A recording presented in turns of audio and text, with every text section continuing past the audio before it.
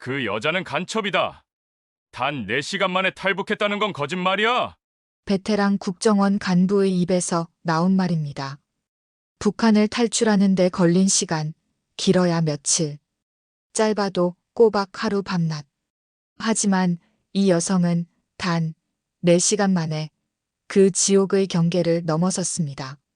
4시간. 이 숫자는 기적이 아니었습니다. 피로 얼룩진 복수의 설계도였습니다. 뭐? 4시간? 야, 이 친구야. 그건 말이 안 돼. 그 지옥의 루트는 지뢰밭과 보위부 철통 경계선이 겹치는 곳이야? 단 1분도 성공할 수 없어? 당장 다시 확인해. 북한이 우리 가지고 노는 건가?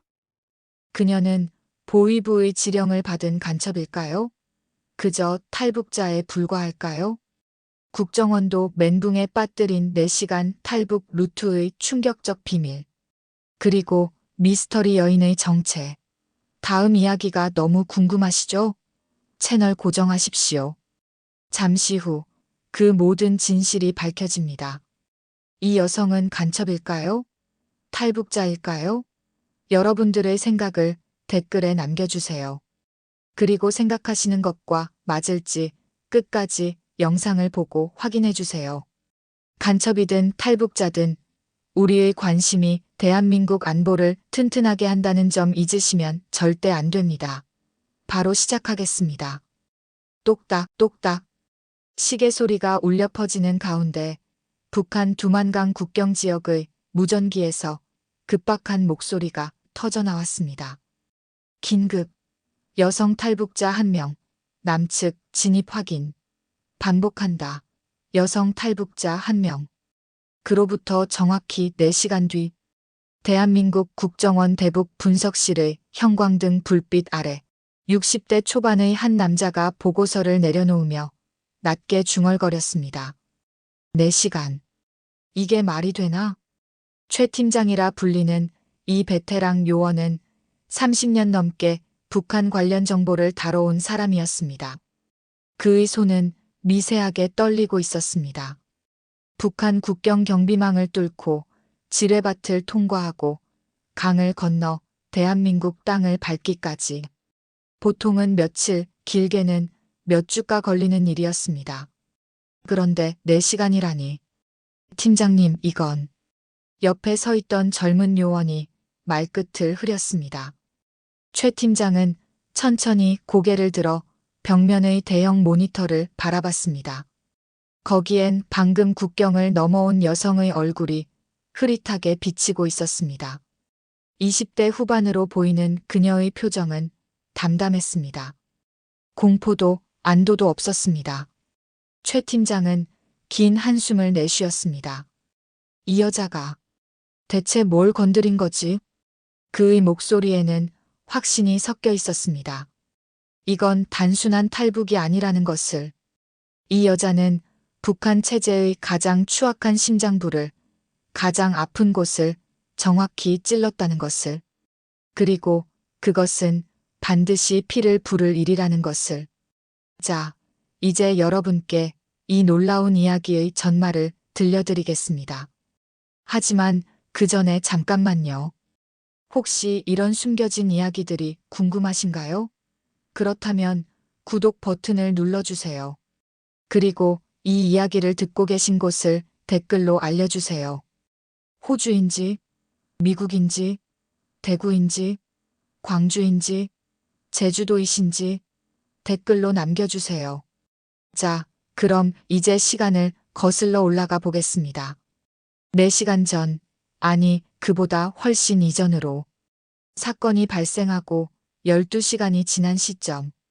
국정원 대북 분석실은 비상체제로 돌입했습니다. 회의실 긴 테이블 주위로 10여 명의 요원들이 둘러앉았고 최 팀장은 화이트보드 앞에 서서 빨간 마커를 들었습니다. 좋아, 정리해보자. 그의 목소리는 침착했지만 그 안에는 풀리지 않는 의문이 가득했습니다.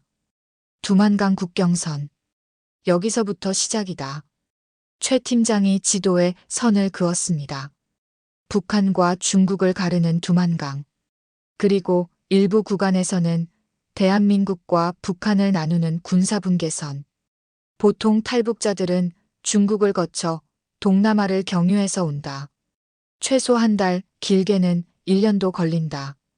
그런데 이 여자는 최 팀장이 다른 색 마커로 짧은 직선을 그었습니다. 직행이다. 북한 국경에서 우리 측 국경까지 4시간. 회의실이 조용해졌습니다. 모두가 그 불가능한 시간을 머릿속으로 계산하고 있었습니다. 한 젊은 요원이 조심스럽게 물었습니다. 팀장님, 혹시 내부 협조자가 있었던 건 아닐까요? 북한군 누군가가 도와줬다든지. 최 팀장이 고개를 저었습니다. 그렇게 생각할 수도 있지. 하지만 북한 보위부 무전 기록을 들어봐라. 완전히 패닉 상태였어. 국경 경비대 전체가 뒤집혔다고. 그가 노트북을 열어 음성 파일을 재생했습니다. 북한말 특유의 억양으로 다급한 목소리들이 흘러나왔습니다. 5구역 경비조. 응답하라. 여자 한 명이 어떻게 너희 코앞을 통과했나. 지뢰밭 통과 흔적 없음. 반복한다. 지뢰밭엔 아무 흔적도 없다. 11번 감시 초소. 보고하라. 어떻게 된 거냐? 최 팀장이 재생을 멈추고 팔짱을 꼈습니다. 보다시피 저쪽도 어리둥절해. 내부 협조는 없었다는 뜻이지. 다른 요원이 끼어들었습니다. 그럼 미리 준비된 루트가 있었다는 건가요? 비밀 통로 같은? 최 팀장은 잠시 생각에 잠겼습니다. 그것도 생각해봤어. 하지만 문제는 시간이야. 4시간. 북한 국경 경비는 2중, 3중으로 돼 있어. 첫 번째 철조망, 그 다음 지뢰밭, 그리고 순찰조. 이 모든 걸 4시간 만에 통과한다는 건. 그가 화이트보드에 숫자들을 적어 내려갔습니다. 국경 초소에서 강까지 거리가 약 10km. 지뢰밭 구간이 3km. 강을 건너는데 최소 30분. 그리고 우리 측 경계 초소까지 또 5km. 최 팀장이 계산기를 두드렸습니다. 총 20km를 4시간 안에. 평지를 전력 질주해도 빠듯한 시간이야. 그런데 이건 평지가 아니라 산악 지형이고 경비를 피해야 하고 지뢰밭을 통과해야 하고. 그의 목소리가 점점 낮아졌습니다. 불가능해. 상식적으로는. 회의실의 분위기가 무거워졌습니다. 60대 중반의 다른 베테랑 요원이 입을 열었습니다. 최 팀장, 내 생각엔 이렇네. 이 여자 북한 내부 지리를 꿰뚫고 있었던 게 분명해. 경비 교대 시간, 순찰 동선, 지뢰 매설 위치까지 모든 걸 알고 있었다는 거지. 최 팀장이 고개를 끄덕였습니다. 맞아. 그 정도 정보가 없으면 불가능한 일이지. 문제는 그가 다시 모니터 속 여성의 얼굴을 바라봤습니다. 이 여자가 대체 누구냐는 거야. 그런 정보를 가질 수 있는 사람이 북한에 몇이나 되겠어? 군 고위층? 보위부 요원? 아니면 최 팀장의 눈빛이 날카로워졌습니다. 특수기관 출신? 바로 그때 회의실 문이 열리며 한 요원이 급히 들어왔습니다. 팀장님, 탈북자 신원 확인됐습니다. 최 팀장이 재빨리 서류를 받아들었습니다.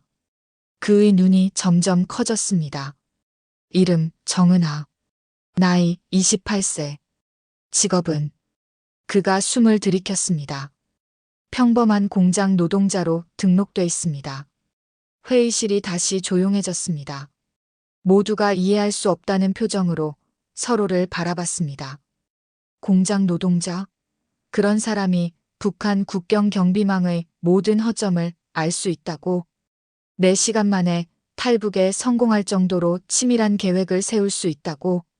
최 팀장은 서류를 내려놓고 천천히 입을 열었습니다. 이건 뭔가 맞지 않아. 일단 본인 진술부터 받아보자. 하지만 조심해. 이 여자는 우리가 생각하는 것보다 훨씬 더 위험한 정보를 갖고 있을 수 있어. 그날 밤, 최 팀장은 잠을 이룰 수 없었습니다.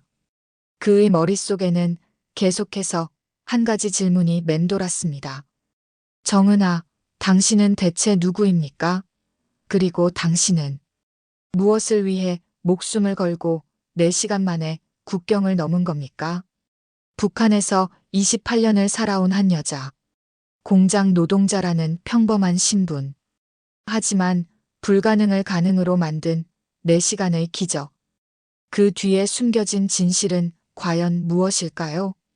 그리고 지금 이 순간에도 북한 어딘가에서는 누군가가 이 여자를 찾기 위해 미친 듯이 움직이고 있었습니다. 4시간. 그 짧은 시간이 바꿔놓은 운명. 그 운명의 실타래가 이제 막 풀리기 시작했습니다. 정은아는 국정원 조사실의 차갑고 딱딱한 의자에 앉아 있었습니다. 형광등 불빛이 그녀의 얼굴을 비추고 있었지만 그녀의 표정은 여전히 담담했습니다. 마치 이 모든 상황이 이미 예상된 것처럼 최 팀장이 그녀 앞에 앉으며 부드럽게 말했습니다. 긴장하지 마세요. 우린 당신을 신문하려는 게 아닙니다. 다만 이해가 필요합니다. 4시간 만에 국경을 넘는다는 건 보통 사람으로선 불가능한 일이거든요. 은하는 잠시 침묵했습니다. 그녀의 눈동자가 천천히 움직이며 최 팀장을 바라봤습니다. 그 눈빛 속에는 무언가 깊고 어두운 것이 자리 잡고 있었습니다. 전 그냥 살고 싶었을 뿐입니다. 최 팀장이 고개를 끄덕였습니다. 그럼 처음부터 천천히 말씀해 주시겠어요?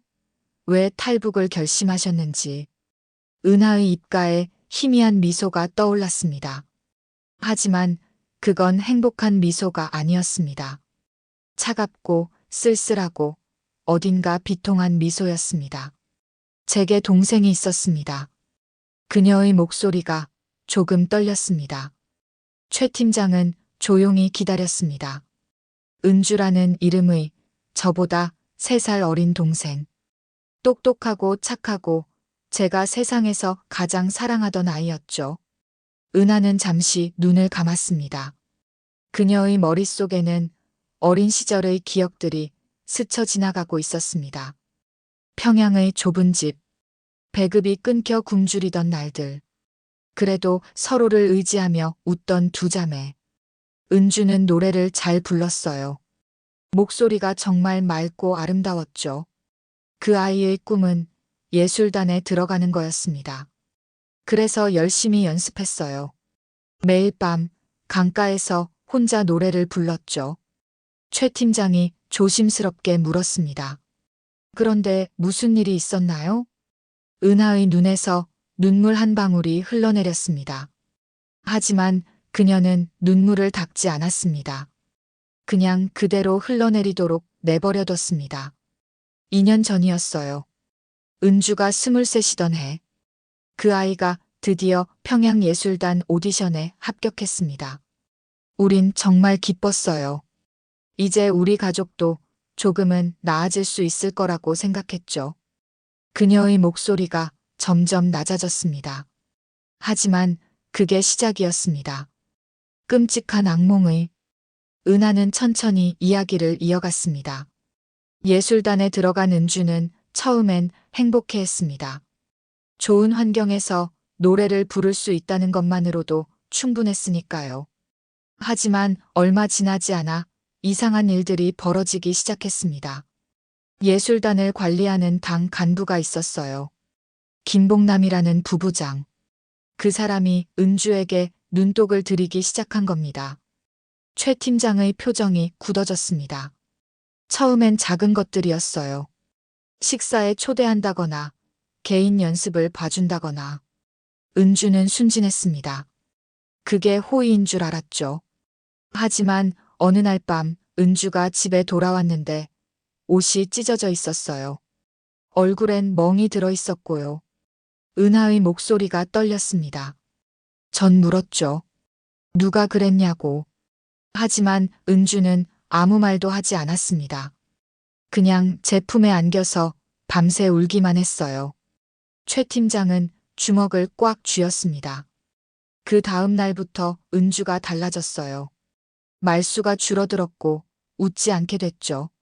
매일 밤 악몽에 시달렸습니다. 전 알았어요. 그 김 부부장이란 사람이 뭘 한 건지. 그래서 예술단에 찾아갔습니다. 따졌죠. 제 동생한테 뭘 한 거냐고. 은하는 눈물을 닦으며 계속 말했습니다. 하지만 그 사람은 비웃었어요. 증거가 있느냐고, 내 동생이 거짓말을 하는 게 아니냐고. 그리고 며칠 뒤 보이부 사람들이 우리 집에 왔습니다. 은주를 끌고 갔어요. 죄목은 당을 모독했다는 거였습니다. 그녀의 목소리가 점점 격해졌습니다. 말도 안 되는 누명이었어요. 그 사람이 꾸민 거였죠. 증거를 없애기 위해. 얘기가 새나갈 경우 바로 숙청 대상이니까요. 최 팀장이 놀라 물었습니다. 그럼 은주 씨는 어떻게? 은하는 고개를 떨구었습니다. 정치범 수용소로 보내졌습니다. 1년 뒤 영양실조와 과로로 죽었다는 통지를 받았어요. 시신도 볼 수 없었습니다. 그냥 사망 확인서 한 장뿐이었죠. 조사실이 조용해졌습니다. 은하는 계속해서 말했습니다. 전 그때 깨달았어요. 이 나라에선 정의가 없다는 걸. 권력을 가진 자들은 무슨 짓을 해도 처벌받지 않는다는 걸. 제 동생은 그저 그 사람의 욕심 때문에, 그리고 그걸 막으려 했다는 이유만으로 죽은 겁니다.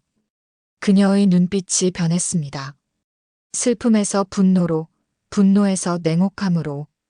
그래서 결심했습니다. 복수하겠다고. 그 사람을, 그 더러운 시스템을 반드시 무너뜨리겠다고. 최 팀장이 조심스럽게 물었습니다. 그게 탈북을 결심한 이유인가요? 은하가 고개를 들었습니다. 그녀의 얼굴에는 이제 눈물이 없었습니다. 대신 단호한 결의만이 남아 있었습니다. 네.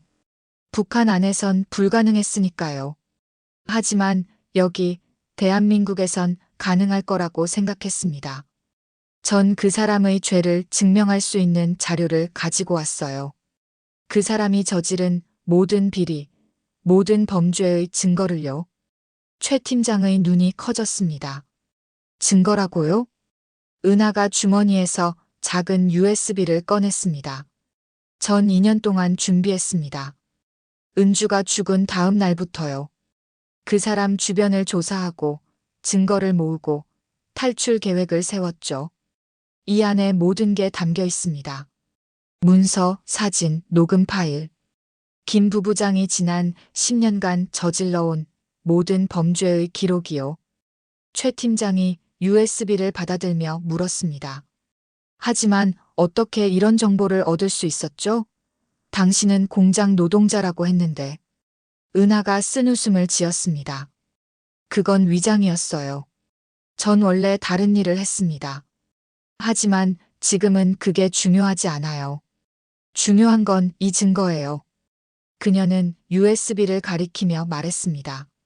부탁드립니다. 이 증거를 사용해 주세요.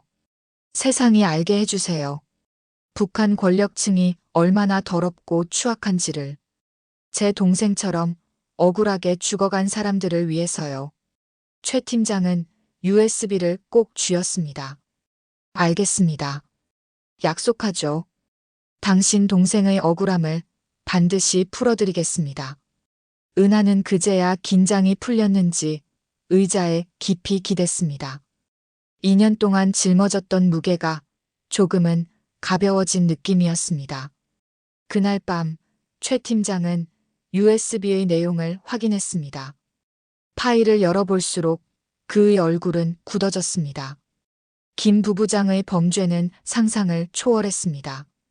수십 명의 여성들에게 저지른 성폭력, 뇌물수수, 정치범 조작, 심지어 살인까지. 그리고 그 모든 증거가 여기 담겨 있었습니다. 완벽하게 빈틈없이.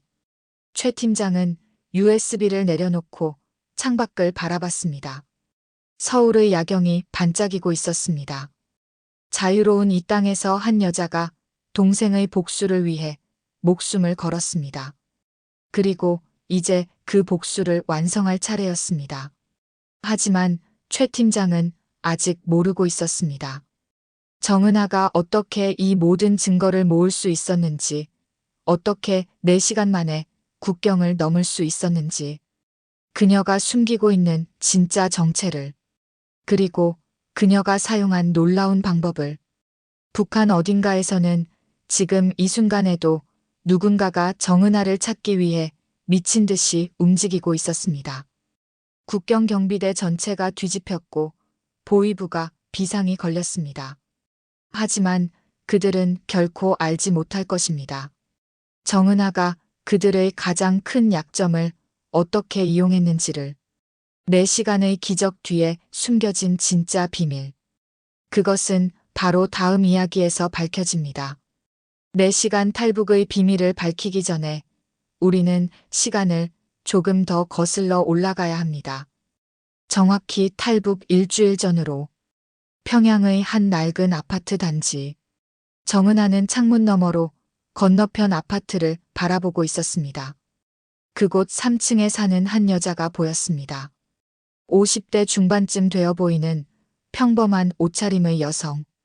그녀의 이름은 박순이었습니다. 은하는 그녀를 잘 알고 있었습니다. 아주 잘. 박순이는 겉으로 보기엔 평범한 주부였습니다.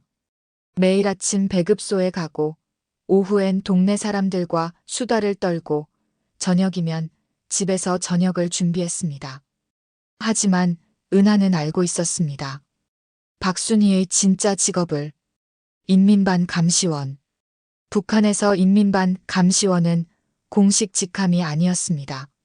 하지만 모두가 알고 있었습니다. 각 동네마다, 각 아파트 단지마다 그런 사람들이 있다는 것을. 이웃들을 감시하고 수상한 행동을 보고하고 당에 충성하는 사람들. 박순이는 특히 열성적이었습니다. 지난 5년간 그녀가 보고한 사람만 10여 명이 넘었습니다. 밀수를 했다는 이유로, 한국 드라마를 봤다는 이유로, 당을 비판했다는 이유로. 그녀의 신고 한마디면 사람의 인생이 끝났습니다. 은하는 창문을 닫고 책상으로 돌아왔습니다. 그녀의 머릿속에는 이미 계획이 완성되어 있었습니다. 위험한 계획. 하지만 반드시 성공해야 하는 계획. 박순이를 이용하는 것. 이틀 뒤 은하는 우연을 가장해 박순이와 마주쳤습니다. 배급소 앞에서였습니다. 아이고, 순이 동무. 오랜만이네요. 박순이가 돌아보며 어색하게 웃었습니다. 아, 은하 동무. 그러게요. 요즘 어떻게 지내요? 두 사람은 잠시 일상적인 대화를 나눴습니다. 날씨 이야기, 배급 이야기, 동네 소식. 하지만 은하는 대화 중간중간에 조심스럽게 미끼를 던졌습니다. 요즘 좀 힘드네요. 일이 많아서요. 박순이의 눈빛이 미묘하게 변했습니다. 관심이 생긴 것입니다. 무슨 일 하시는데요? 은하가 잠시 망설이는 척하다가 작은 목소리로 말했습니다. 공장에서요. 근데 요즘 야간 근무가 많아져서 피곤하네요. 박순이는 고개를 끄덕이며 더 이상 묻지 않았습니다. 하지만 은하는 알았습니다. 박순이가 이미 의심을 시작했다는 것을. 야간 근무? 무슨 공장이 요즘 야간 근무를 그렇게 많이 시키나? 그날 저녁, 은하는 일부러 늦은 시간에 집으로 돌아왔습니다. 그리고 작은 가방을 들고 있었습니다. 평소와 다른 가방. 박순이가 창문 너머로 지켜보고 있다는 것을 알면서도, 아니, 그것을 의도하면서. 다음 날, 은하는 또다시 박순이와 마주쳤습니다. 이번엔 계단에서였습니다. 아, 순이 동무. 은하 동무 어디 가세요? 은하가 잠깐 당황하는 표정을 지었습니다. 그리고 작게 웃으며 말했습니다. 그냥 산책 좀 하려고요. 요즘 스트레스가 많아서. 박순희가 은하가 든 가방을 힐끗 쳐다봤습니다. 은하는 그 시선을 느끼면서도 모른 척했습니다. 저도 같이 가도 될까요? 박순희의 제안에 은하는 속으로 미소 지었습니다. 계획대로였습니다. 물론이죠. 두 사람은 함께 아파트 단지를 빠져나가 근처 공원으로 향했습니다. 걷는 내내 박순희는 슬쩍슬쩍 질문을 던졌습니다. 요즘 뭐 하는지, 어디 가는 일이 많은지, 누구를 만나는지. 은하는 애써 자연스럽게 대답했습니다. 하지만 중요한 부분에선 일부러 말을 흐렸습니다. 공원 벤치에 앉았을 때 은하는 가방을 무릎에 올려놓았습니다. 그리고 마치 무심코 말하듯 중얼거렸습니다. 다음 주에 좀 먼 곳에 갈 일이 있어서요. 박순희의 귀가 번쩍 뛰었습니다. 먼 곳이요? 어디요? 은하가 잠시 망설이다가 작은 목소리로 말했습니다. 국경 쪽이요. 친척이 거기 살거든요. 국경이라는 단어를 듣는 순간 박순희의 온몸에 경보가 울렸습니다. 국경, 가방, 야간 근무, 수상한 행동들. 이 모든 것이 한 가지를 의미했습니다. 탈북. 박순희는 애써 침착한 척하며 물었습니다. 아, 그래요? 언제 가시는데요? 은하가 달력을 떠올리는 척하다가 대답했습니다. 글쎄요, 아마 다음 주 목요일쯤. 정확한 날짜는 아직 모르겠지만요. 그날 밤 박순희는 곧장 보위부에 전화를 걸었습니다. 그녀의 목소리는 흥분으로 떨리고 있었습니다. 정은하라는 여자가 수상합니다. 탈북을 계획하고 있는 것 같습니다. 다음 주 목요일 국경 지역으로 간다고 했습니다. 보위부 요원은 박순희의 보고를 받아 적었습니다. 그리고 국경 경비대에 연락했습니다. 다음 주 목요일 국경 지역 경비를 강화하라고, 정은하라는 여자를 주시하라고. 국경 경비대는 즉시 움직였습니다. 목요일 오전부터 모든 초소에 비상이 걸렸습니다.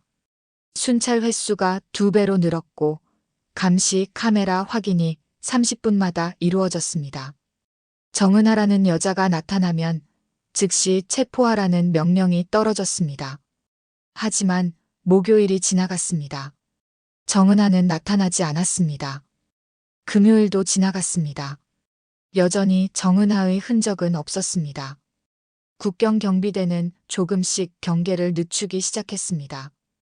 박순희의 정보가 잘못된 것일까? 아니면 정은하가 눈치채고 계획을 취소한 걸까? 토요일 오후 경비대는 거의 일상적인 수준으로 돌아갔습니다. 이틀 동안 긴장 상태를 유지하느라 지친 병사들은 교대로 휴식을 취했습니다.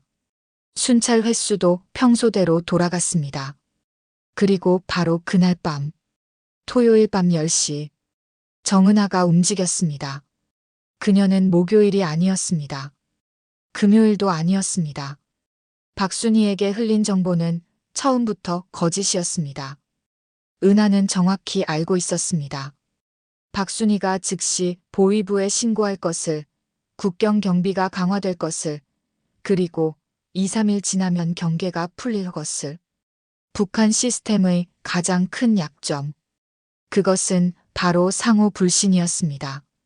보위부는 주민들을 믿지 않았고 주민들은 서로를 감시했으며 경비대는 허위 정보에 쉽게 속았습니다.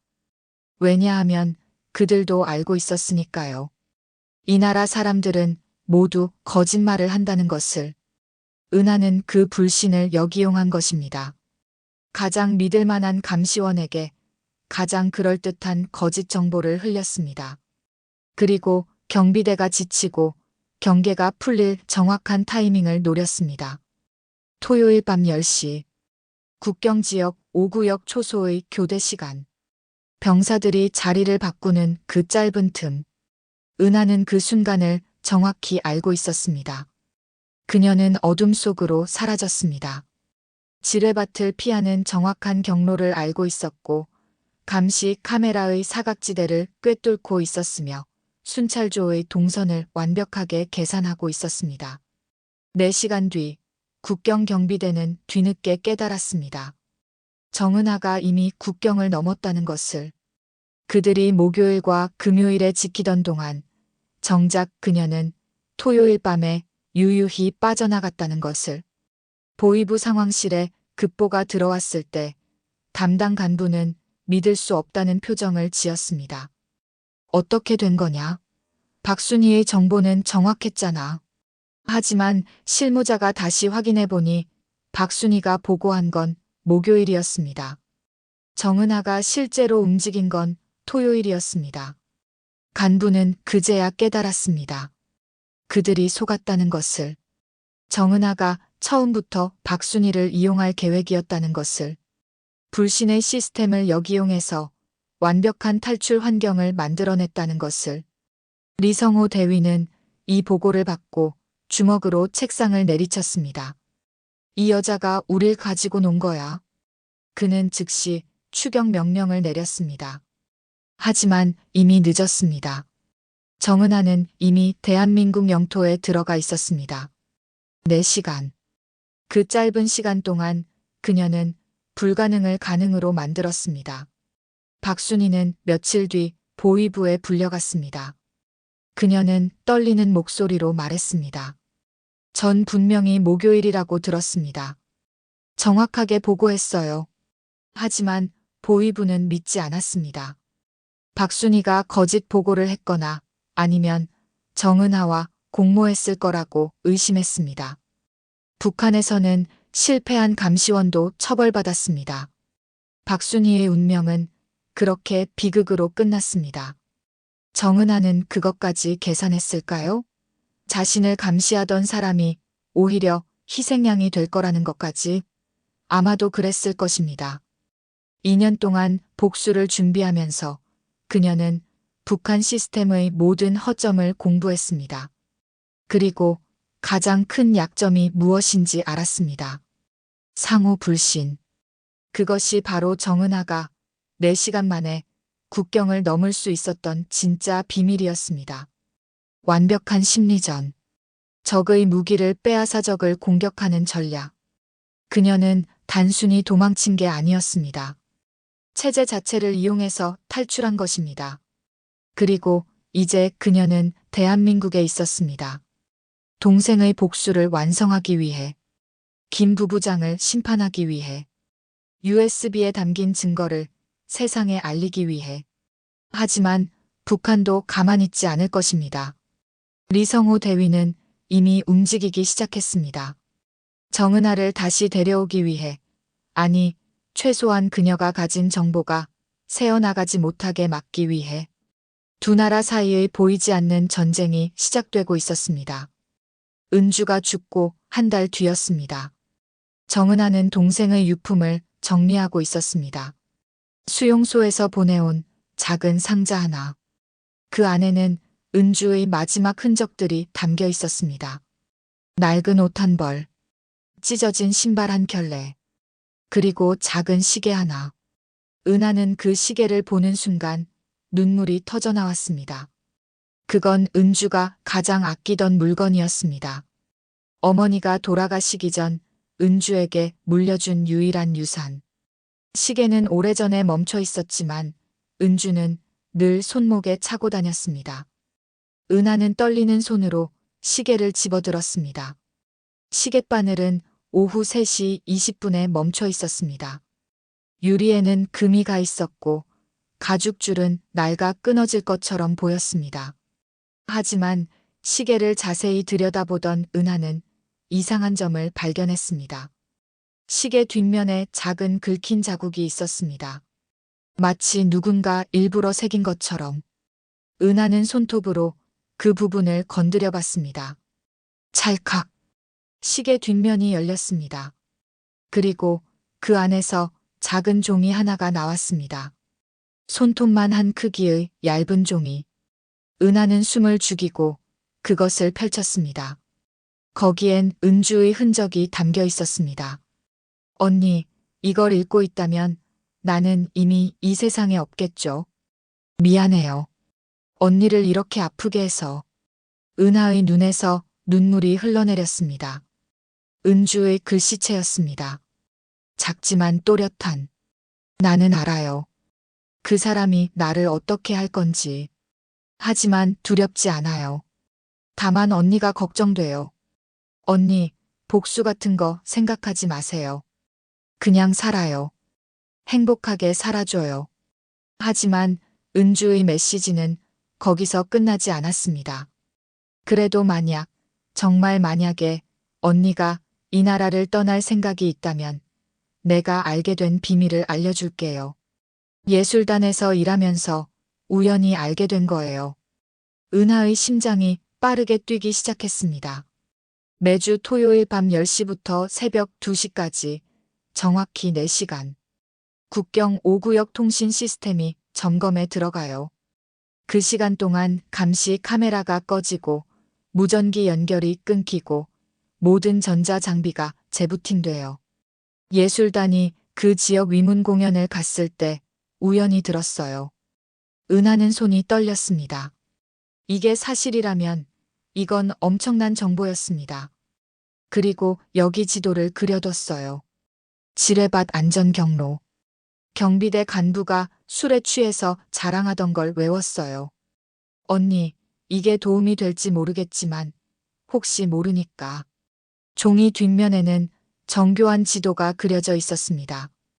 국경선, 지뢰밭, 초소 위치, 그리고 안전하게 통과할 수 있는 경로. 은주는 자신이 죽을 줄 알면서도 언니를 위해 이 정보를 남겨둔 것입니다. 은하는 종이를 꽉 쥐고 바닥에 주저앉았습니다. 울음소리가 터져나왔습니다. 은주는 마지막 순간까지도 언니를 생각했습니다. 자신의 죽음보다 언니의 미래를 걱정했습니다. 언니 사랑해요.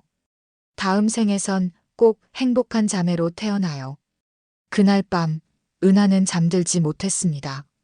머릿속에는 온통 은주의 메시지가 맴돌았습니다. 매주 토요일 밤 10시부터 새벽 2시. 4시간. 통신 사각지대. 이건 단순한 우연이 아니었습니다. 은주는 언니가 복수를 위해 움직일 것을 알고 있었습니다.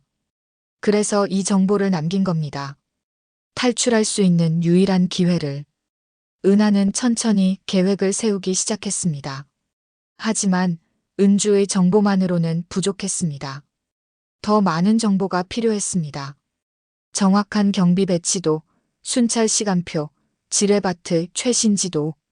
그래서 은하는 자신의 진짜 직업을 이용하기로 했습니다. 국가과학원 산하특수연구소. 그곳에서 은하는 암호 해독과 정보 분석을 담당했습니다. 그녀에게는 보위부 데이터베이스에 접근할 수 있는 권한이 있었습니다.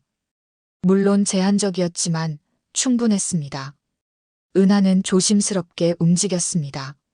의심받지 않도록 천천히 조금씩 업무 중에 자연스럽게 국경 관련 문서를 열어봤습니다. 경비대 배치 현황을 확인했습니다. 순찰 시간표를 복사했습니다. 6개월이 걸렸습니다.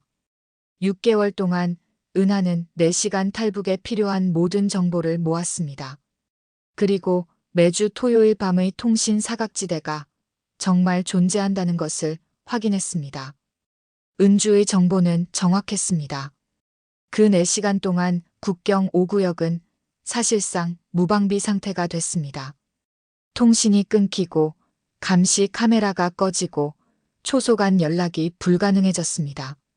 경비병들은 육안으로만 감시해야 했고 그마저도 어둠 속에서는 한계가 있었습니다. 하지만 통신 사각지대만으로는 충분하지 않았습니다. 은하는 더 완벽한 계획이 필요했습니다. 그래서 박순희를 이용한 심리전을 추가했습니다. 거짓 정보를 흘려 경비대를 지치게 만들고 정작 진짜 나래는 방심하게 만드는 것. 1년이 지났습니다. 은하의 계획은 완성됐습니다. 은주가 남긴 4시간의 비밀과 은하가 모은 완벽한 정보와 치밀한 심리전이 하나로 합쳐졌습니다. 그리고 그 토요일 밤이 왔습니다. 은하는 은주의 시계를 손목에 찼습니다. 멈춰있는 시계였지만 그녀에게는 가장 소중한 부적이었습니다. 동생이 마지막으로 남긴 선물, 자유를 향한 지도. 밤 10시, 은하는 움직이기 시작했습니다. 은주가 그려준 지도를 따라 지뢰밭 안전 경로를 밟으며 어둠 속을 걸었습니다. 통신 사각지대 덕분에 초소들은 서로 연락할 수 없었고 감시 카메라는 꺼져 있었습니다. 은하는 정확히 알고 있었습니다. 어느 지점에서 멈춰야 하는지, 어느 타이밍에 뛰어야 하는지, 어느 방향으로 가야 하는지. 은주의 정보와 자신이 모은 데이터가 완벽하게 맞아떨어졌습니다. 3시간이 지났습니다. 은하는 강에 도착했습니다. 차가운 물이었지만 그녀는 주저하지 않았습니다. 은주를 생각했습니다. 동생이 마지막까지 언니를 걱정하며 남긴 그 메시지를. 은하는 강물 속으로 뛰어들었습니다. 새벽 2시, 정확히 4시간이 지난 시점. 은하는 대한민국 땅을 밟았습니다. 젖은 옷이 차가웠지만 그녀는 웃고 있었습니다. 손목의 시계를 내려다봤습니다. 여전히 오후 3시 20분에 멈춰있는 시계. 은주야, 나 해냈어. 내가 알려준 길로 나 여기까지 왔어. 은하는 하늘을 올려다봤습니다. 별이 빛나고 있었습니다. 북한에서는 볼 수 없던 맑은 밤하늘. 은주도 저 하늘 어딘가에서 보고 있을까요? 언니, 이제 복수해. 그 사람을 용서하지 마. 나 대신 꼭 해줘. 은하의 귓가에 은주의 목소리가 들리는 것 같았습니다. 아니, 어쩌면 정말 들렸는지도 모릅니다. 은하는 주머니 속 USB를 만졌습니다. 김 부부장의 모든 범죄 증거가 담긴 그것. 약속할게, 은주야. 내가 준 이 기회를 헛되이 하지 않을게. 반드시 그 사람을 무너뜨릴 거야. 너처럼 억울하게 죽은 사람들을 위해서. 4시간의 기적. 그것은 단순한 행운이 아니었습니다. 죽어가는 동생이 언니에게 남긴 마지막 선물이었습니다. 그리고 언니가 2년 동안 피와 땀으로 완성한 완벽한 계획이었습니다. 동생의 사랑과 언니의 지혜가 만들어낸 불가능한 탈출. 이제 그 탈출의 진짜 의미가 밝혀질 시간이었습니다. 은하가 가져온 USB 속 증거들이 세상에 공개될 때 북한 권력층은 어떤 반응을 보일까요? 그리고 대한민국은 이 용감한 여인을 어떻게 도울 것인가요? 모든 것이 이제 시작입니다. 국정원 분석실로 돌아가 보겠습니다. 최 팀장은 정은하가 제공한 모든 정보를 화이트보드에 정리하고 있었습니다. 그 옆에는 10여 명의 요원들이 둘러앉아 있었고 모두의 눈빛은 진지했습니다. 자, 정리해보자. 정은하의 탈북은 2개의 완벽한 설계가 결합된 결과다. 최 팀장이 화이트보드에 큰 숫자 하나를 적었습니다. 첫 번째, 심리적 맹점. 그가 박순희와 관련된 정보들을 나열했습니다. 정은하는 북한 시스템의 가장 큰 약점을 정확히 알고 있었다. 상호 불신. 그녀는 가장 열성적인 감시원에게 거짓 정보를 흘렸고 그 정보가 즉시 보입으로 전달될 거라는 걸 알았다. 목요일이라는 날짜, 국경이라는 장소. 모두 계산된 거짓말이었다. 젊은 요원 하나가 손을 들었습니다.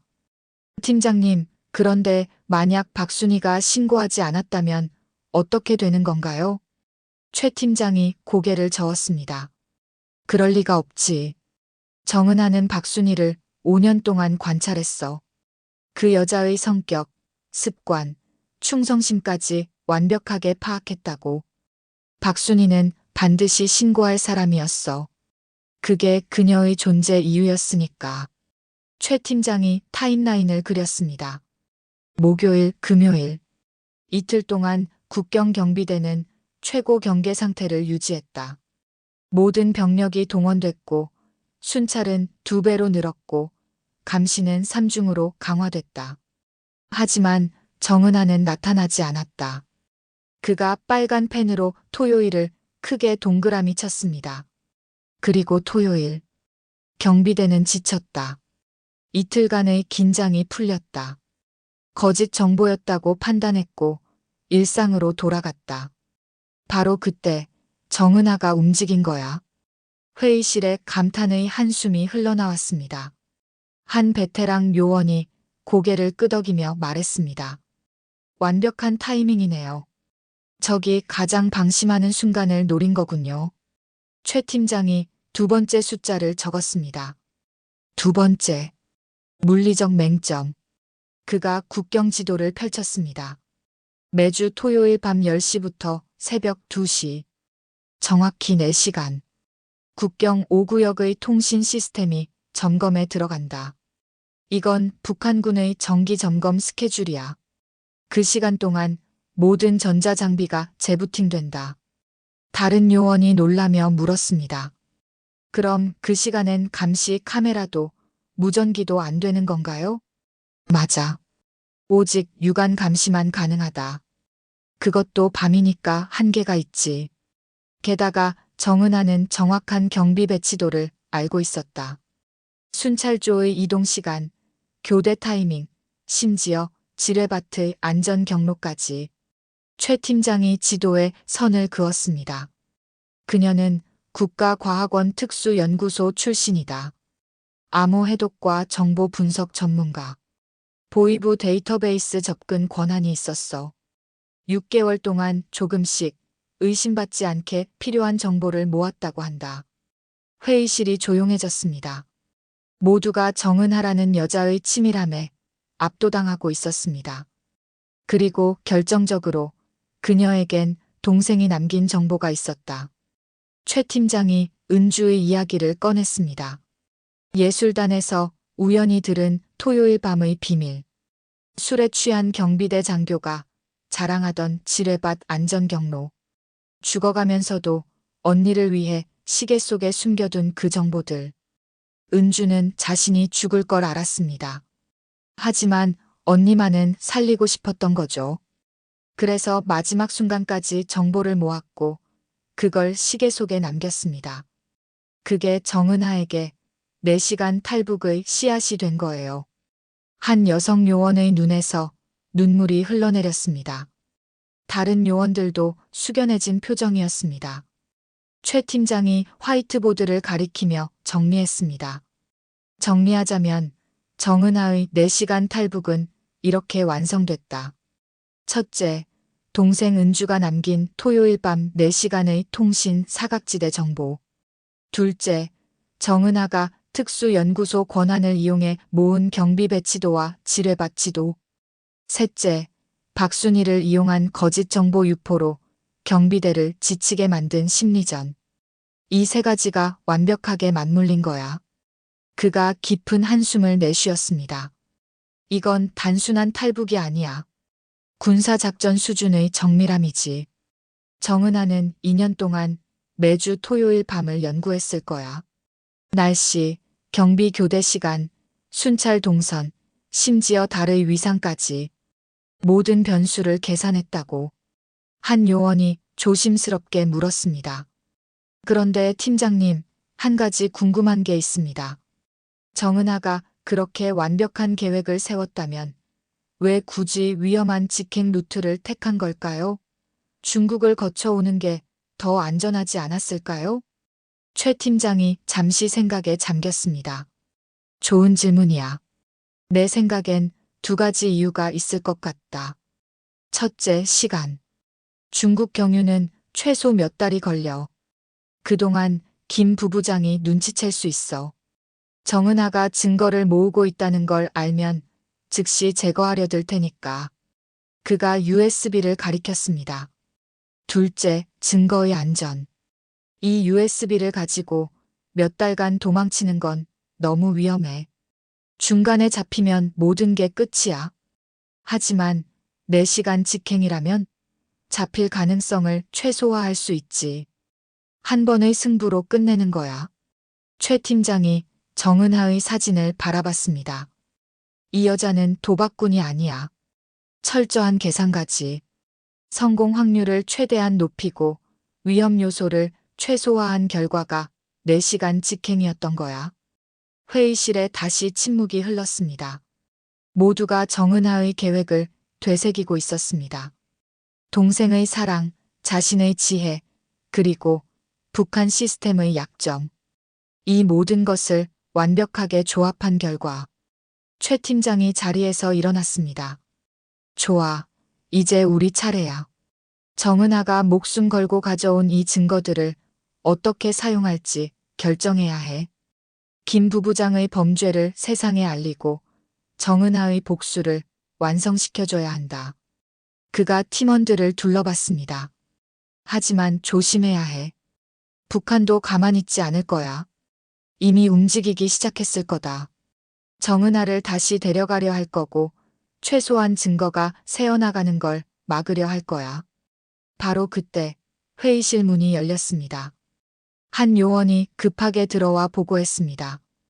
팀장님, 북한 보위부에서 움직임이 포착됐습니다. 리성호 대위가 특수 임무를 받았다고 합니다. 최 팀장의 표정이 굳어졌습니다. 리성호? 북한 보위부 국경경비대의 엘리트 아닌가? 네, 맞습니다. 그가 난파될 가능성이 있습니다. 목표는 정은하 제거 또는 증거 탈취로 추정됩니다. 회의실의 분위기가 긴장으로 물들었습니다. 최 팀장은 주먹을 쥐었습니다. 정은하를 보호해야 해. 즉시 안전가옥으로 이동시키고 24시간 경호를 붙여. 그리고 USB 내용은 즉시 복사해서 여러 곳에 분산 보관해. 네, 알겠습니다. 최 팀장이 창밖을 바라봤습니다. 서울의 야경이 평화롭게 빛나고 있었습니다. 하지만 그 평화 뒤에는 보이지 않는 전쟁이 벌어지고 있었습니다. 정은하, 당신은 정말 대단한 일을 해냈습니다.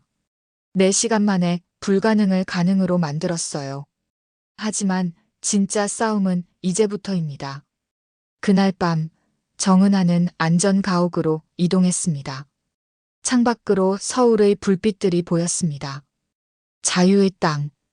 은주가 그토록 꿈꾸던 세상. 은하는 손목의 시계를 만졌습니다. 여전히 오후 3시 20분에 멈춰있는 시계. 은주야, 이제 반은 왔어. 나 여기까지 무사히 도착했어. 내가 알려준 길로, 내가 준비해준 시간으로. 이제 남은 반은 복수야. 그 사람을 반드시 무너뜨릴 거야. 하지만 은하는 아직 모르고 있었습니다. 북한에서 이미 암살자가 출발했다는 것을. 그리고 그 암살자가 북한 최고의 요원이라는 것을. 자유를 향한 싸움은 이제 생존을 위한 싸움으로 바뀌고 있었습니다. 다시 그날 밤으로 돌아가겠습니다. 토요일 밤 11시 55분. 정은하가 마지막 관문 앞에 섰을 때의 일입니다. 은하는 숨을 죽이고 초소를 바라봤습니다. 저기서 50m만 더 가면 강이었습니다. 강만 건너면 대한민국이었습니다. 하지만 그 50m 사이에 마지막 경계병이 서 있었습니다. 20대 초반으로 보이는 젊은 병사. 총을 맨 그는 지루한 듯 하품을 하고 있었습니다. 통신 시스템이 점검 중이라 무전기는 작동하지 않았고 감시 카메라도 꺼져 있었습니다.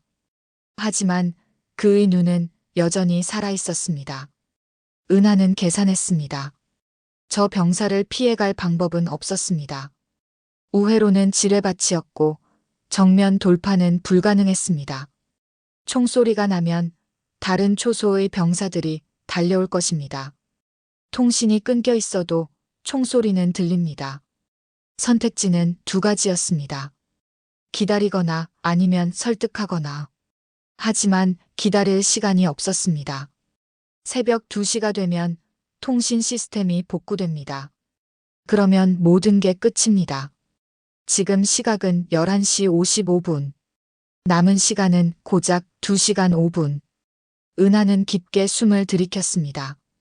그리고 천천히 걸어 나갔습니다. 병사는 즉시 그녀를 발견했습니다. 총을 들어 올렸습니다. 멈춰. 누구냐? 은하는 두 손을 들어 올리며 조용히 말했습니다. 쏘지 마세요. 전 무기가 없어요. 병사는 긴장한 표정으로 은하를 바라봤습니다. 그의 손이 떨리고 있었습니다. 아마 처음으로 실제 탈북자를 마주한 것일 겁니다. 가까이 오지 마. 지금 당장 돌아가. 은하는 한 걸음 더 다가갔습니다.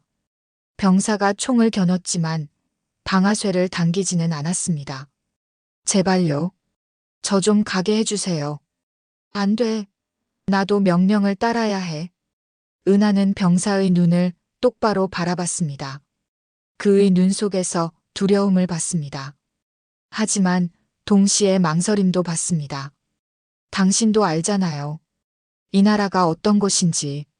병사가 입술을 깨물었습니다. 그래도 나는 군인이야. 임무를 수행해야 해. 은하는 고개를 끄덕였습니다. 맞아요. 당신은 군인이고 임무를 수행해야 해요. 하지만 당신도 사람이잖아요. 제 이야기를 5분만 들어주세요. 그래도 안 된다고 생각하면 쏘세요. 저는 도망가지 않을게요. 병사는 망설였습니다. 그의 손에서 총이 조금 내려갔습니다. 5분. 5분만이야. 그 이상은 안 돼. 은하는 작은 미소를 지었습니다. 고맙습니다. 그녀는 천천히 말하기 시작했습니다. 은주 이야기를, 예술단에서 당한 일을, 억울하게 죽어간 동생을, 김 부부장의 범죄를, 그리고 자신이 왜 이 길을 선택할 수밖에 없었는지를. 병사는 처음엔 무표정했습니다. 하지만 이야기가 진행될수록 그의 얼굴이 변했습니다. 분노, 슬픔, 그리고 공감. 제 동생은 24에 죽었어요. 아무 죄도 없이. 그저 권력자의 욕심 때문에. 이 나라에선 그게 당연한 일이에요. 당신도 알잖아요.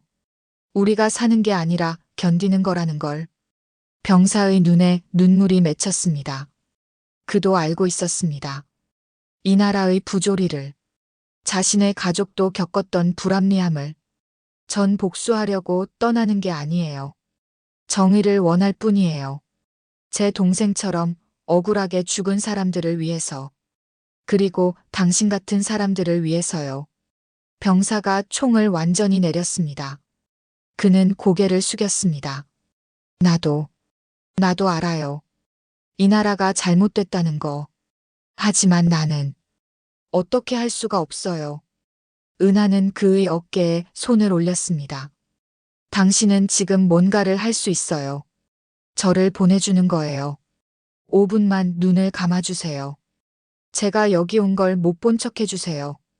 그게 당신이 할 수 있는 정의예요. 병사는 한참 동안 말이 없었습니다. 그의 머릿속에는 수많은 생각이 교차하고 있었습니다. 군인으로서의 의무, 인간으로서의 양심, 체제에 대한 충성, 동료 인간에 대한 연민. 그리고 마침내 그가 입을 열었습니다. 5분. 5분 후에 나는 초소로 돌아갈 거예요. 그동안 여기서 뭐가 일어났는지 나는 몰라요. 통신이 끊겨서 보고도 못하고요. 은하의 눈에서 눈물이 흘러내렸습니다. 고맙습니다. 정말 고맙습니다. 병사가 돌아섰습니다. 그리고 천천히 초소 쪽으로 걸어가기 시작했습니다. 은하는 그의 뒷모습을 바라봤습니다. 군복을 입은 젊은 청년. 하지만 그 안에는 여전히 인간이 살아있었습니다. 은하는 강을 향해 뛰었습니다. 차가운 밤바람이 얼굴을 스쳤습니다. 뒤에서 총소리가 들리지 않았습니다. 병사는 약속을 지킨 것입니다. 강물은 예상보다 차가웠습니다. 은하는 이를 악물고 헤엄쳤습니다. 물살이 거셌지만 그녀는 포기하지 않았습니다. 은주를 생각했습니다. 그 병사를 생각했습니다. 그리고 자유를 생각했습니다. 10분 뒤 은하는 반대편 강둑에 도착했습니다. 젖은 옷이 무거웠지만 마음은 가벼웠습니다. 손목의 시계를 보니 여전히 오후 3시 20분을 가리키고 있었습니다. 은주야, 나 해냈어. 그리고 알았어. 이 세상엔 아직 좋은 사람이 남아있다는 걸. 저 병사처럼. 은하는 일어섰습니다. 그리고 남쪽을 향해 걸었습니다. 얼마 가지 않아 대한민국 초소의 불빛이 보였습니다. 하지만 바로 그때 북한 쪽에서 비상 사이렌이 울렸습니다. 통신 시스템 점검이 예정보다 빨리 끝난 것입니다. 리성호 대위가 직접 명령을 내렸습니다. 모든 초소에 연락이 닿았습니다. 5구역 초소, 응답하라. 젊은 병사는 떨리는 목소리로 무전기를 잡았습니다. 5구역 초소입니다. 아무 이상 없습니다. 거짓말이었습니다. 하지만 그는 끝까지 은하의 탈출을 숨겼습니다. 그것이 그가 할 수 있는 유일한 저항이었습니다. 리성호는 의심했습니다. 즉시 현장으로 달려갔습니다. 그리고 강가에서 젖은 발자국을 발견했습니다. 그는 이를 갈았습니다. 정은아, 내가 어디 갔든 반드시 찾아내겠다. 그는 쌍안경으로 강 건너편을 바라봤습니다. 저 멀리 한 여자의 실루엣이 보였습니다. 대한민국 초소를 향해 걸어가는 모습. 리성호는 주먹을 쥐었습니다. 이번엔 놓쳤다. 하지만 다음엔 안 놓친다. 반드시 너를 다시 데려올 거야. 아니면 내가 가진 증거를 없애버리든. 한편 은하는 대한민국 초소에 도착했습니다. 놀란 병사들이 그녀를 애워쌌습니다. 탈북자입니다. 긴급 보고합니다. 은하는 그들을 바라보며 조용히 말했습니다. 저를 국정원으로 데려다 주세요. 중요한 정보가 있습니다. 그날 밤 2명의 병사가 각자의 선택을 했습니다. 북한의 젊은 병사는 인간의 양심을 택했고 리성호는 체제에 대한 충성을 택했습니다. 그리고 그 두 선택은 앞으로 펼쳐질 이야기에 큰 영향을 미치게 됩니다. 은하의 4시간 탈북. 그것은 완벽한 계획과 행운, 그리고 한 병사의 인간적 연민이 만들어낸 기적이었습니다. 이제 그녀는 안전한 곳에 도착했습니다. 하지만 진짜 위험은 이제 시작입니다. 리성호가 움직이기 시작했으니까요. 탈북 이틀 뒤 국정원 특수분석실. 최 팀장은 USB에 담긴 파일들을 하나씩 열어보고 있었습니다. 그의 얼굴은 점점 굳어졌고 손은 떨리기 시작했습니다. 이건 상상 이상이야. 화면에는 김 부부장의 범죄 기록이 빼곡히 나열되어 있었습니다. 문서 파일만 200여 개, 사진 파일 300여 장, 녹음 파일 50여 개, 모두 완벽한 증거들이었습니다. 최 팀장은 한 문서를 클릭했습니다. 제목은 피해자 명단이었습니다. 김 부부장이 지난 15년간 성폭력을 저질렀던 여성들의 이름과 날짜, 장소가 상세히 기록되어 있었습니다. 37명. 이렇게나 많은 사람들이. 다음 파일은 뇌물수수 기록이었습니다. 예술단 입단을 빌미로 받아낸 돈. 공연 기회를 미끼로 요구한 금품. 모든 거래 내역이 날짜와 금액까지 정확히 적혀 있었습니다. 최 팀장이 녹음 파일 하나를 재생했습니다. 김 부부장의 목소리가 흘러나왔습니다. 걱정 마. 여기선 내가 왕이야. 누가 뭐라 하든 난 안전해. 보위부도 내 편이고 당 간부들도 내 친구들이지. 이 여자들이 뭘 어쩌겠어. 고소. 이 나라에선 권력이 법이야. 최 팀장은 재생을 멈추고 눈을 감았습니다. 분노가 치솟았습니다. 정은하 씨를 불러주세요. 잠시 후 은하가 들어왔습니다. 그녀의 얼굴은 여전히 담담했지만 눈빛만큼은 타오르고 있었습니다. 다 확인하셨나요? 최 팀장이 고개를 끄덕였습니다. 네. 이건 엄청난 자료예요. 김 부부장뿐 아니라 북한 권력층 전체의 부패를 드러낼 수 있습니다. 어떻게 이 모든 걸 모으셨죠? 은하는 천천히 말하기 시작했습니다. 2년이 걸렸어요. 은주가 죽은 날부터 매일매일 조금씩 모았죠. 제 직업이 정보 분석이었으니까 가능했어요. 보이부 데이터베이스에서 문서를 빼냈고 예술단 내부 고발자들을 만났고 피해자들을 찾아가 증언을 모았어요. 최 팀장이 놀라 물었습니다. 직접 피해자들을 만나셨다고요? 위험하지 않았나요? 은하가 쓴 웃음을 지었습니다. 위험했죠. 하지만 그들도 원했어요. 진실이 밝혀지길. 누군가는 자신들의 이야기를 들어주길. 그래서 용기 내서 저를 만나줬고 증언해줬어요. 그 중에는 은주의 친구들도 있었어요. 은하의 목소리가 떨렸습니다. 그들은 모두 말했어요. 김 부부장이 얼마나 끔찍한 사람인지, 얼마나 많은 여자들을 망쳤는지. 하지만 북한에선 아무도 그를 막을 수 없었어요. 권력이 너무 강했으니까요. 최 팀장은 책상 위의 USB를 바라봤습니다. 이 작은 장치 안에 수십 명의 수백 개의 증언, 수천 개의 증거가 담겨 있었습니다. 이 자료로 뭘 하고 싶으세요? 은하가 최 팀장을 똑바로 바라봤습니다. 세상에 알려주세요. 김 부부장이 누군지 뭘 했는지. 그가 처벌받게 해주세요. 북한 내부에서는 불가능하지만 국제사회에서라도 심판받게 해주세요. 그녀의 눈에서 눈물이 흘러내렸습니다. 2년 동안 참아왔던 감정이 터져나오는 순간이었습니다. 제 동생 은주는 24세 죽었어요. 꿈도 많았고 노래도 잘 불렀고 세상에서 가장 착한 아이였어요. 그런데 그 사람 때문에, 그 더러운 사람 때문에 수용소에서 굶어 죽었어요. 은하의 목소리가 커졌습니다. 은주만이 아니에요. 이 명단에 있는 37명의 여자들. 그들도 모두 누군가의 동생이고, 누군가의 딸이고, 누군가의 친구예요. 그들의 인생이 한 사람의 욕심 때문에 산산조각 났어요. 최 팀장은 조용히 듣고 있었습니다. 전 복수하고 싶어요. 하지만 단순히 김 부부장 한 명을 무너뜨리는 게 아니라 그런 일이 다시는 일어나지 않게 만들고 싶어요. 이 증거들이 세상에 알려지면 북한 권력층도 두려워할 거예요. 더 이상 맘대로 사람들을 짓밟지 못할 거예요. 최 팀장은 깊은 한숨을 내쉬었습니다. 알겠습니다.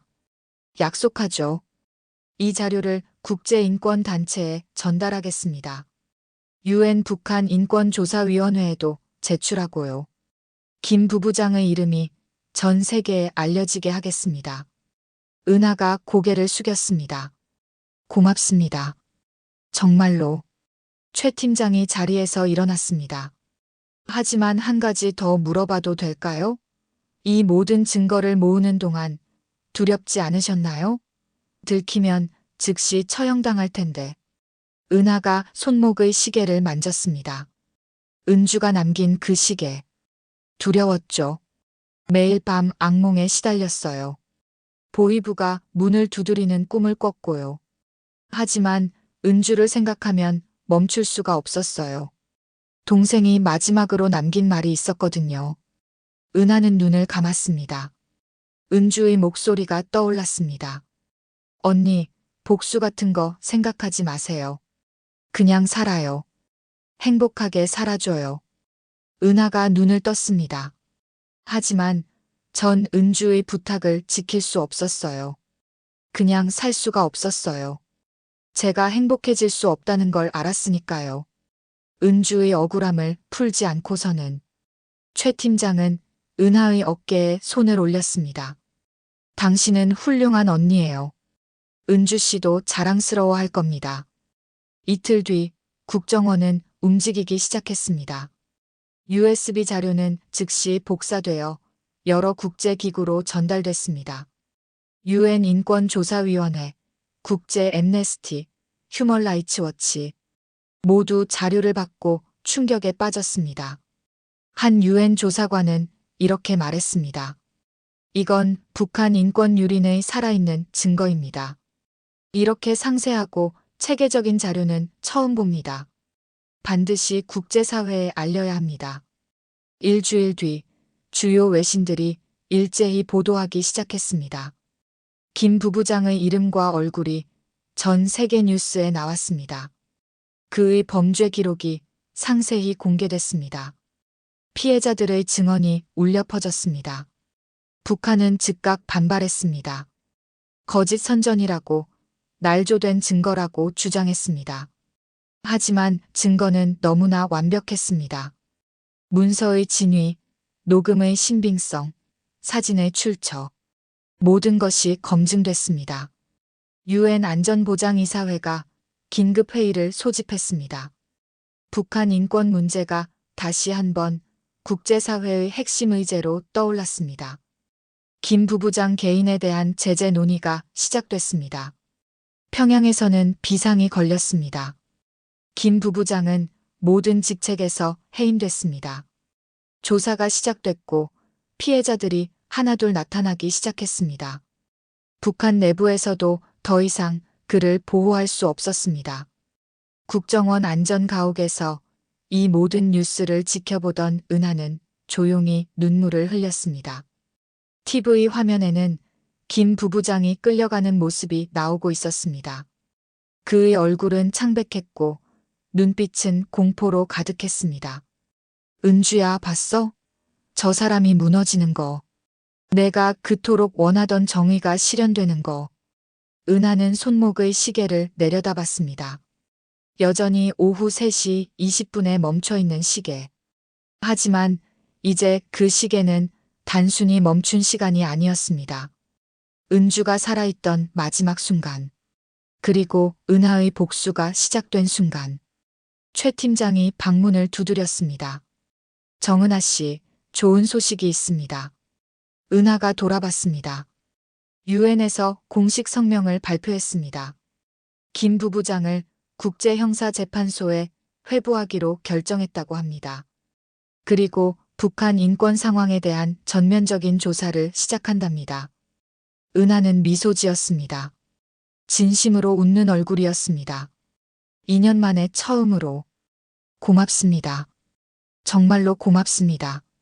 하지만 최 팀장의 표정은 여전히 심각했습니다.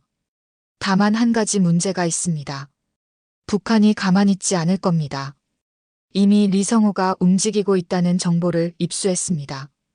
당신을 제거하거나 최소한 입을 막으려 할 겁니다. 은하는 고개를 끄덕였습니다. 알고 있어요. 하지만 전 두렵지 않아요. 제가 해야 할 일은 다 했으니까요. 이제 남은 건. 그녀가 창밖을 바라봤습니다. 대한민국이 저를 지켜주는 거예요.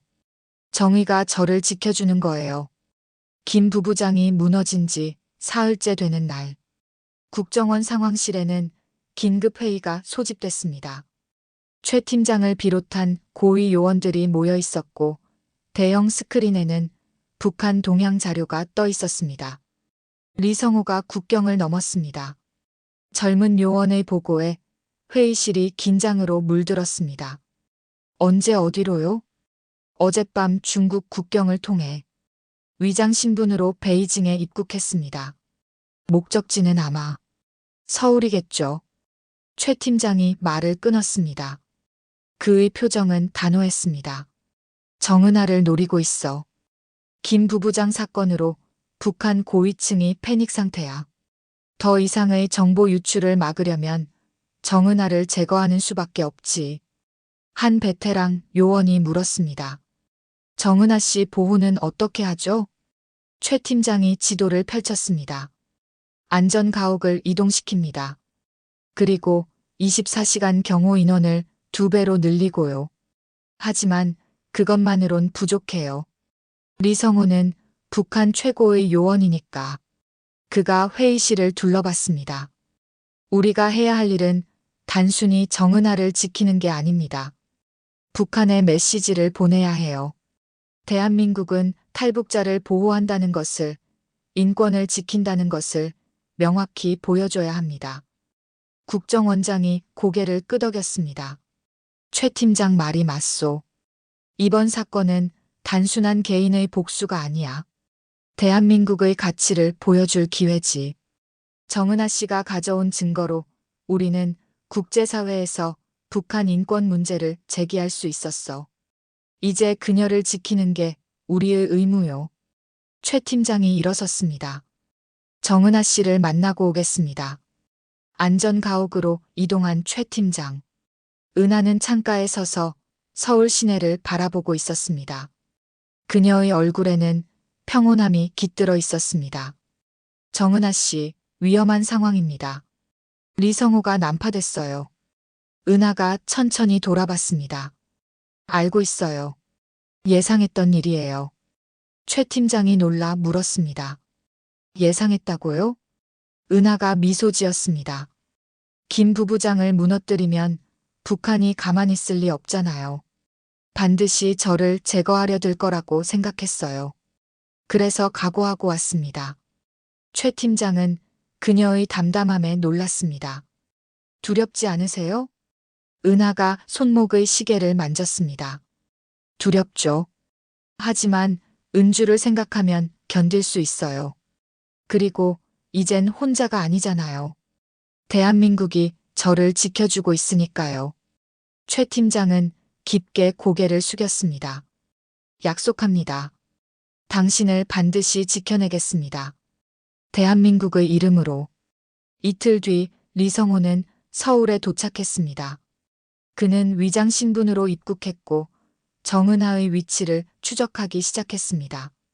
하지만 국정원도 그의 움직임을 포착하고 있었습니다. 최 팀장은 작전을 지휘했습니다. 리성호를 놓치지 마세요. 하지만 체포하지도 마세요. 일단 그가 뭘 하려는지 확인합니다. 왜 체포하지 않습니까? 최 팀장이 설명했습니다. 증거가 필요해요. 북한이 탈북자를 제거하려 난파 공작원을 보냈다는 명확한 증거. 그게 있어야 국제사회를 움직일 수 있습니다. 리성호는 며칠간 서울 곳곳을 돌아다녔습니다. 정보를 수집하고 정은하의 동선을 파악하려 했습니다. 하지만 국정원의 보호망은 완벽했습니다. 그는 은하에게 접근조차 할 수 없었습니다. 결국 일주일이 지나고 리성호는 포기했습니다. 임무 실패를 인정한 것입니다. 그가 귀국하려던 순간 국정원이 움직였습니다. 리성호 대위, 대한민국 정보기관입니다. 당신은 체포됩니다. 리성호는 저항했지만 이미 늦었습니다. 여러 명의 요원들이 그를 에워쌌고 도망칠 곳은 없었습니다. 국정원 조사실에서 최 팀장과 리성호가 마주 앉았습니다. 리성호 대위, 당신이 왜 여기 왔는지 우린 다 알고 있소. 정은하를 제거하려 왔지? 리성호는 입을 다물었습니다. 말하지 않아도 좋소. 증거는 충분히 확보했으니까. 당신의 입국 기록, 동선, 그리고 북한 보위부와의 연락 기록까지. 최 팀장이 서류를 내밀었습니다. 이 모든 자료를 국제사회에 공개할 겁니다. 북한이 탈북자를 암살하기 위해 공작원을 난파했다는 명확한 증거로요. 리성호의 얼굴이 굳어졌습니다. 당신들, 처음부터 이걸 노린 거요? 최 팀장이 고개를 끄덕였습니다. 맞소. 정은하 씨는 미끼였어요. 북한의 만행을 드러낼 또 다른 증거를 확보하기 위한. 당신은 그 덫에 걸린 거요. 리성호는 주먹을 쥐었습니다. 자신이 이용당했다는 것을, 임무가 처음부터 실패할 수밖에 없었다는 것을 깨달았습니다. 다음 날 대한민국 정부는 공식 기자회견을 열었습니다. 외교부 장관이 단상에 올라 엄숙하게 발표했습니다. 대한민국 정부는 북한이 탈북자 정은하 씨를 제거하기 위해 공작원을 난파한 사실을 확인했습니다. 이는 명백한 주권 침해이자 인권유린 행위입니다. 우리 정부는 이 사건을 UN 안전보장이사회에 상정할 것이며 국제사회와 함께 북한의 인권 범죄를 규탄할 것입니다. 전 세계 언론이 이 소식을 타전했습니다. 북한은 강하게 부인했지만 증거는 명백했습니다. 국제사회의 비난이 쏟아졌습니다. UN 안전보장이사회는 긴급회의를 소집했습니다. 북한 인권 문제가 다시 한번 핵심 의제로 떠올랐습니다. 김 부부장 사건에 이어 난파 공작원 사건까지 북한의 인권 유린은 더 이상 숨길 수 없었습니다. 안전가옥에서 이 모든 상황을 지켜보던 은하는 조용히 미소 지었습니다. TV 화면에는 UN 회의장이 비치고 있었고 각국 대표들이 북한을 규탄하고 있었습니다. 최 팀장이 들어와 말했습니다. 정은하 씨, 당신이 해냈습니다. 당신의 용기가 세상을 움직였어요. 은하가 고개를 저었습니다. 아니에요. 제가 한 건 시작뿐이에요. 이 모든 걸 완성한 건 대한민국이에요. 그녀가 최 팀장을 바라봤습니다. 전 개인적인 복수를 원했어요. 김 부부장을 무너뜨리고 은주의 억울함을 풀고 싶었죠. 하지만 대한민국은 그 이상을 해줬어요. 제 개인의 원한을 정의의 이름으로 완성시켜줬어요. 최 팀장이 말했습니다. 그건 당신이 우리를 믿어줬기 때문입니다. 대한민국을 선택해줬기 때문이고요. 은하는 창밖을 바라봤습니다. 서울의 하늘이 맑게 개어 있었습니다. 네. 전 올바른 선택을 했어요. 이 나라는 정의를 지키는 나라예요. 약한 자를 보호하는 나라고요. 제가 찾던 게 바로 이거였어요. 몇 달 뒤 국제형사재판소는 김 부부장에 대한 국제체포 영장을 발부했습니다. 북한은 그를 인도하지 않았지만 그는 이미 모든 권력을 잃었습니다. 국제사회에서 전범으로 낙인 찍혔고 북한 내부에서도 철저히 격리됐습니다. 정은하는 대한민국에서 새로운 삶을 시작했습니다. 정부는 그녀에게 시민권을 부여했고 안전한 정착을 도왔습니다. 그녀는 더 이상 복수에 사로잡힌 여자가 아니었습니다. 자유를 얻은 한 사람이었습니다. 어느 화창한 봄날, 은하는 한강공원을 걷고 있었습니다. 손목에는 여전히 은주의 시계가 차여 있었습니다. 오후 3시 20분에 멈춰 있는 시계. 은주야 봐. 이게 내가 원하던 세상이야. 자유롭고 평화롭고 정의가 살아있는 곳. 은하는 하늘을 올려다봤습니다. 구름 한 점 없는 맑은 하늘. 나 이제 행복할 수 있을 것 같아. 내가 그토록 바라던 대로. 그리고 약속할게. 너 같은 사람들이 더 이상 생기지 않도록 나도 뭔가 할 거야. 이 자유를 지키기 위해, 정의를 실현하기 위해. 그날 저녁, 은하는 최 팀장을 만났습니다. 앞으로 뭘 하실 계획이세요? 은하가 미소 지었습니다. 북한 인권운동에 참여하고 싶어요. 제 경험을 나누고 다른 탈북자들을 도와주고 싶어요. 그리고 언젠가는 통일된 한반도에서 은주의 무덤을 찾아가고 싶어요. 최 팀장이 고개를 끄덕였습니다. 좋은 생각입니다. 당신 같은 분이 필요해요. 용기 있고 지혜롭고 정의를 향한 열정이 있는 사람이요. 은하는 손목의 시계를 내려다봤습니다. 이 시계는 제게 2가지를 의미해요. 은주가 살아있던 마지막 순간. 그리고 제 복수가 시작된 순간. 하지만 이제 3번째 의미가 생겼어요. 최 팀장이 물었습니다. 3번째요? 은하가 웃으며 대답했습니다. 제 새로운 삶이 시작된 순간이요. 대한민국에서, 자유의 땅에서. 정은하의 이야기는 이렇게 막을 내렸습니다. 4시간의 기적. 그것은 단순한 탈북이 아니었습니다. 한 여자의 복수이자 정의의 실현이었고 대한민국의 가치가 빛을 발한 순간이었습니다. 그녀가 가져온 증거는 북한 인권 문제를 국제사회의 핵심 의제로 만들었습니다. 그녀의 용기는 수많은 탈북자들에게 희망을 주었습니다. 그리고 대한민국은 증명했습니다.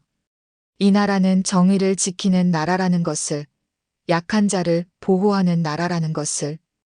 은주는 비록 이 세상을 떠났지만 그녀의 사랑은 언니를 통해 계속 살아있습니다. 그리고 그 사랑이 만들어낸 기적은 역사에 길이 남을 것입니다. 4시간. 불가능을 가능으로 만든 시간. 복수를 정의로 승화시킨 시간. 그리고 한 나라의 가치를 세상에 보여준 시간. 정은하의 이야기는 끝났습니다. 하지만 그녀가 시작한 변화는 계속됩니다. 더 나은 세상을 향해, 더 정의로운 미래를 향해. 지금까지 은하 씨의 이야기 어떠셨나요? 은하 씨의 대한민국에서의 생활을 응원해 주세요. 꼭 한마디씩 댓글로 응원 부탁드립니다. 감사합니다.